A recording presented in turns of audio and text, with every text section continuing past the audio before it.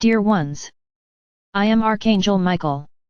I came here today to talk to you a little. Honestly, I don't think that much of what I've been saying, much of what I've brought to your attention, is actually being lived and heard. I will never abandon them, because I am not a spoiled child, who when I don't have what I want, I turn my back and act out. My inside is pure unconditional love. So, even though I see the wrong paths that you often take, I don't abandon you. I just observe from afar how far the ego goes speaking in your consciences. Everything I say is with a single objective, it is with the aim of making you walk on a less complicated path, with fewer obstacles, so that you can get there faster, so that you evolve every step, every day. I have said and repeated countless times, you live in a constant seesaw, now you are vibrating high and now you are down there. And it's also worth repeating that the fall is always very quick, now the climb, not always. And it seems like you have forgotten some of that. I've always said here that nothing I do is without ulterior motives. But do not understand these ulterior motives, how you interpret this in your dimension. I'm not cheating anyone and I'm not harming anyone. When I say that everything I do has ulterior motives, it's because there is always some lesson involved. And these are such subtle lessons that, as expected, the vast majority don't understand. You think I'm doing it, just another joke or just doing something to mess with you. I don't have any plans for games. My mission in the universe is to always be one step ahead, it's always about planning things very carefully. So that those who are really ready can understand where I want to go. Many even realize it, but they let their ego impose on them the understanding that, no, I'm seeing things.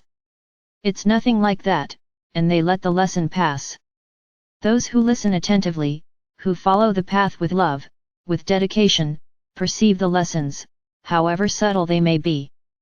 And they walk calmly, paying great attention not to trip. And when you find those big stones on the path, you understand that you need to stop, ask within yourself, what that stone means. And focus your thoughts on that obstacle. And for all this care, you receive the answer. And with a lot of wisdom and learning, he doesn't worry about removing the stone from the path. He starts to focus on a way to overcome it, because it won't stop him from continuing walking. I didn't move away from the group, as many here think.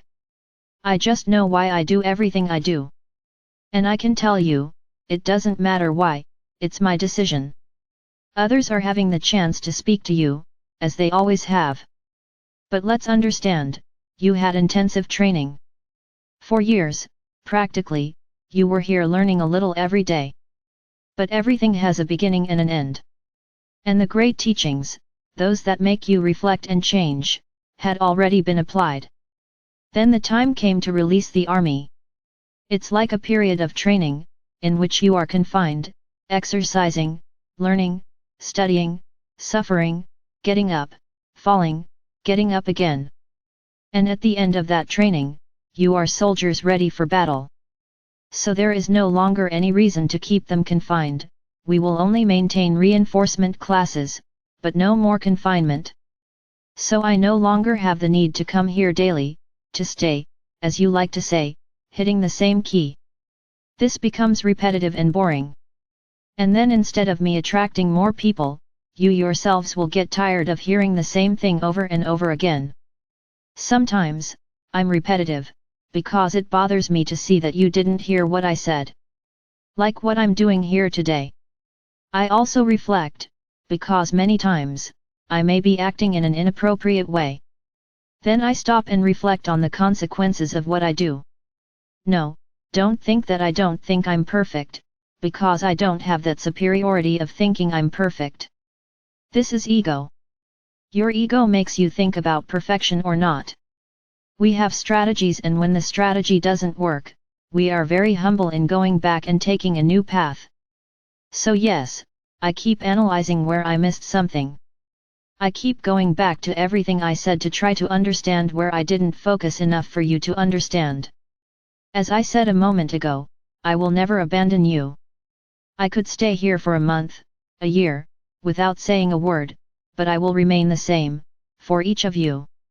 This habit that you have acquired, some of you, of always having to listen to be sure that that being is there, it doesn't say anything to me. So if I make the decision today to leave definitively, nothing changes. What changes? Only you will no longer hear my voice? Will they no longer listen to what I say? And everything I already said fell apart, did you erase it from your mind? So why don't I speak here every day? I'm no longer of use. Why don't you listen to what I say every day? Have you abandoned all your training? Ah, I'm not going to keep anything else, he doesn't even see me. Keep thinking like this, because I see each one of you. It's as if I had. I said it here the other day, that little box, in which I look and see each one of you, where your energies are going. And you don't think so, that I turned my back and walked away, I let you go. No, I have no intention of leaving, of moving away from the group, because this would demonstrate, to those outside, a certain weakness. Because human minds think like this, ah, if he doesn't talk anymore, that group is weak. So, for this reason alone, I will keep coming here, to show the humans around, that there is no weakness here. Don't think that by doing this I'm showing off, I have no reason for that either. Once again I say, I'm thinking a little more ahead.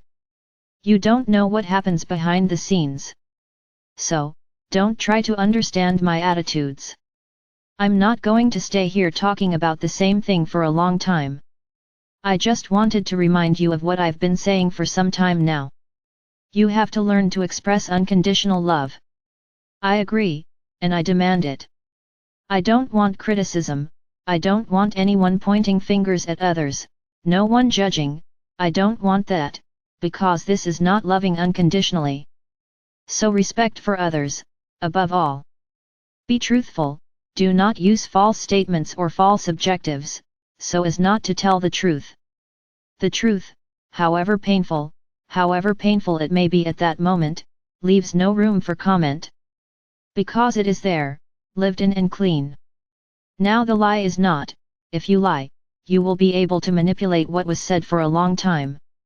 So I demand, yes, that in this group, in this army of mine that I trained, unconditional love, be experienced and that you act as such. This is one point. What is the big lesson in this unconditional love? Yes, there is a lesson. Loving unconditionally is not carrying someone on your lap, not doing everything for the person, not bringing the world to that person's feet. This is not loving, this is forcing the other person to see you as a good person, a wonderful person. So what's there? There is the ego, there is that love that begs, there is that love that asks, that love that exchanges. I give you this, so that you will love me. This is not loving unconditionally, this is begging for love.